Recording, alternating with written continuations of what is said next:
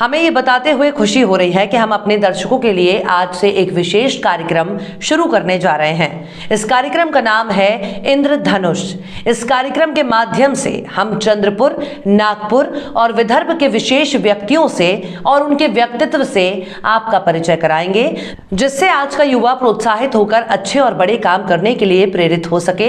तो आज के इंद्रधनुष के पहले भाग में हम आपका परिचय करा रहे हैं नागपुर के भूषण गजभिये से, जिनका काम सबसे अलग है। लाखों में कोई एक ही ऐसा काम करता है और उनके इस काम से हजारों लाखों लोग खुश होते हैं, उन्हें मनोरंजन मिलता है, जीवन में खुशियां आती हैं और इंद्रधनुष की तरह अलग अलग रंग वे अपने जीवन में महसूस करते हैं।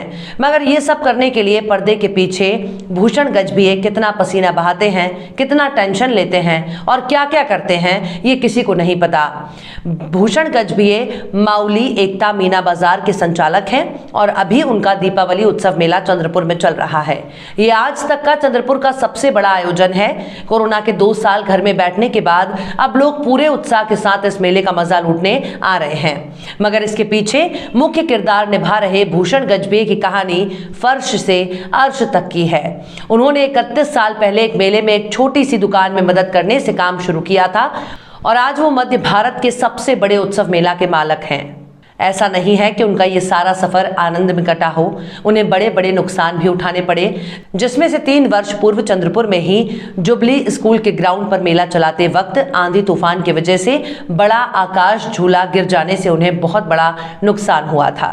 सौभाग्य से किसी की जान माल का नुकसान नहीं हुआ, मगर भूषण जी को 50 लाख से अधिक का नुकसान हुआ।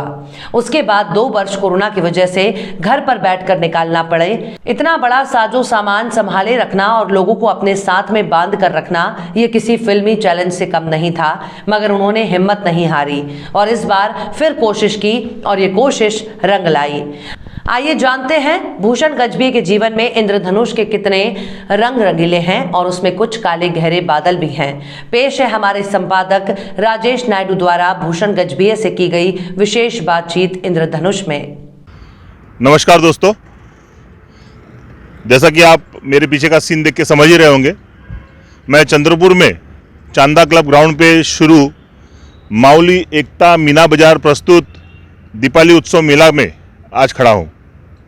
इतना भव्य ये आयोजन यहाँ पे हो रहा है और कोरोना के 2 साल के कठिनाई के बाद लोगों को कुछ तो भी आनंद करने का मौका मिला है।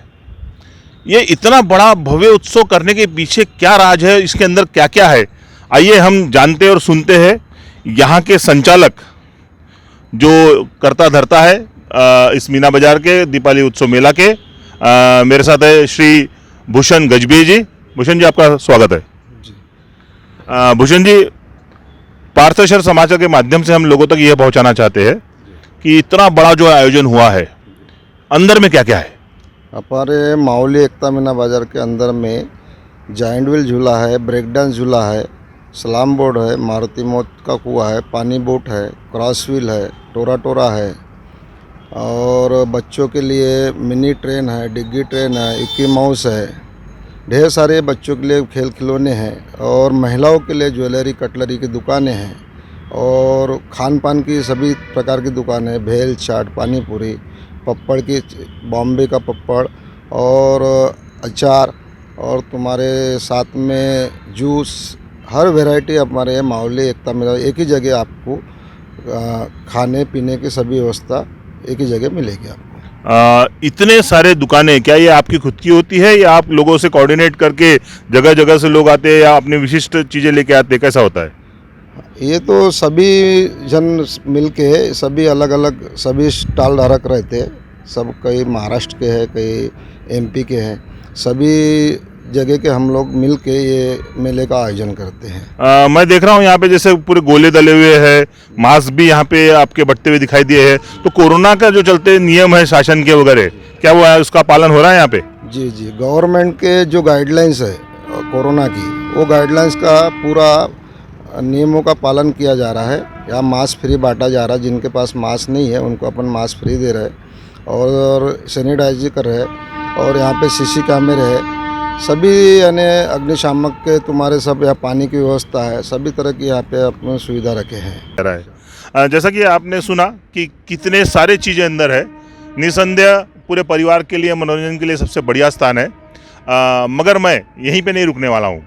अभी हम लोग आपको अंदर का भी नज़ारा दिखाने वाले हैं और साथों साथ में जानने वाले हैं कि भूषण भाई इस आयोजन में या इस व्यवसाय में कैसे पड़े, उनकी बचपन की स्टोरी क्या है।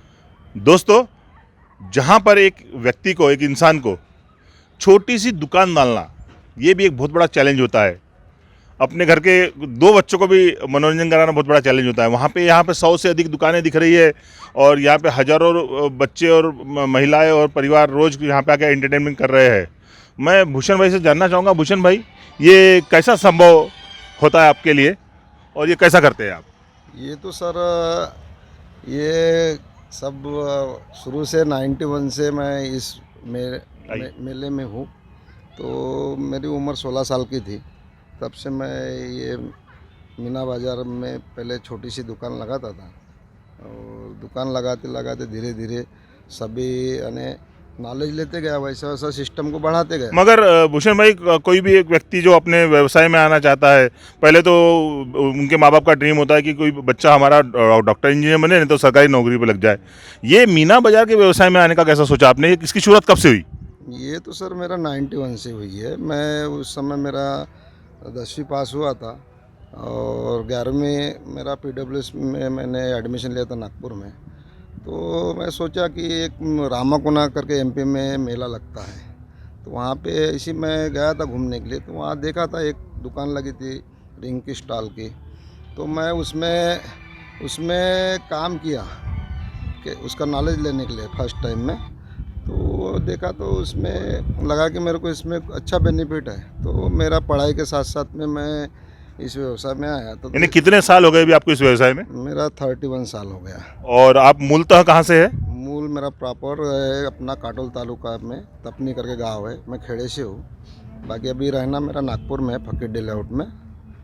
और एक खेड़े गांव से आकर इतना बड़ा सेटअप बनाना, कई ट्रकों माल आता है जब आपका सेटअप होता है ना? इसका मैनेजमेंट कैसा करते हैं आप? आपके साथ में कोई बहुत बड़ी टीम है, आप अकेले करते हैं, कैसा है?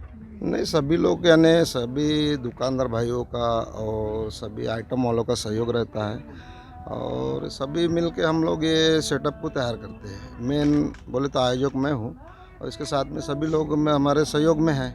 स्टॉल धारक है, झूले मालक है, मौत के कुएं वाले हैं, सभी लोग मिलके ये सेटअप को तैयार करते हैं। भूषण भाई, जैसा कि मैं देख पा रहा हूँ, समझ पा रहा हूँ कि ये आपने स्वयं रोजगार खुद के लिए तो तैयार किया ही है, शायद साथ में आप 100 से अधिक परिवार को भी रोजगार दे रहे हैं। कम से कम अपने यहाँ पे अपने यहाँ पे 200 लोगों का परिवार चलता है। 200 लोग बोले तो एक परिवार में 4 लोग हैं, तो कम से कम यहाँ पे 800 लोगों का पेट भर रहा है इस मेले के।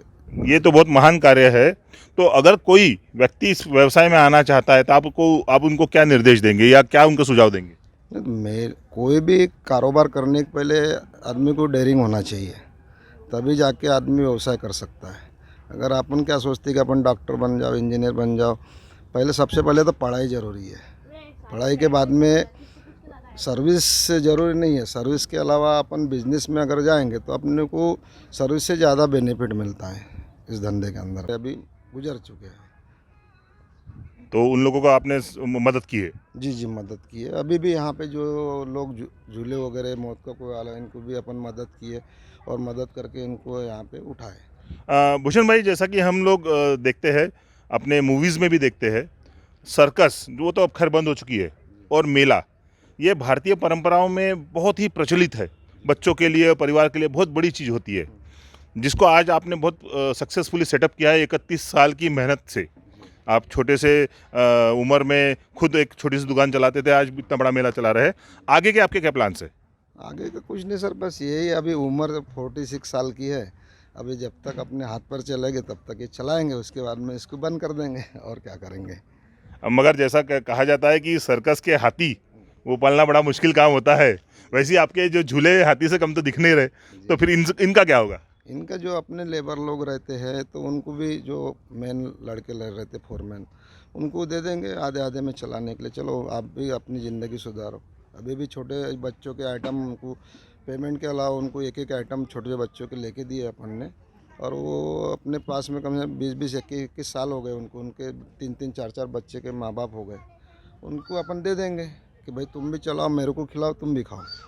आखिरी सवाल, आपके परिवार में कौन कौन है, क्या वो समर्थन करते हैं आपके इस काम का, और चंद्रपुर वासियों को आप क्या संदेश देना चाहेंगे इस कोरोना काल में? कोरोना काल में अपन एक ही संदेश देंगे कि भाई अपनी खुद की सुरक्षा खुद करना चाहिए, और इस मेले के अंदर में आते समय में अपना मास्क वगैरह लगा के आना चाहिए, और इस मेले का आनंद अच्छी तरीके से लेना चाहिए। आपके परिवार में कौन कौन है? परिवार में हम 2 भाई हैं, 2 बहनें हैं, हमारा छोटा सा परिवार, मुझे एक बच्चा है, भाई को 2 लड़की 1 लड़का है, बस हमारा छोटा सा परिवार है। सब लोग मिलकर चलाते सब मिल के नहीं चलाते हैं, सिर्फ मैं अकेला ही इस लाइन के अंदर में हूँ, और बाकी लोग खेती बाड़ी में भाई वो खेती वगैरह संभालते हैं। हैं? जैसा कि आपने देखा और सुना, वैसे तो दिखने में बहुत ही साधारण सा व्यक्ति नज़र आता है, मगर इतना बड़ा कारोबार जो चल रहा है उसके पीछे बहुत मेहनत और बहुत दिमाग की ज़रूरत होती है। भूषण भाई से हमारे यहाँ के हज़ारों युवा इंस्पायर हो सकते हैं, और वो भी कहीं पे नौकरी करने के बजाय किसी को नौकरी देने का सोच सकते हैं। और सही में चंद्रपुर में 2 साल बाद ये जो मावली मेला आया है, दिवाली उत्सव मेला आया है, इससे चंद्रपुर की थोड़ी रौनक बढ़ी है, लोगों को थोड़ा मनोरंजन हुआ है।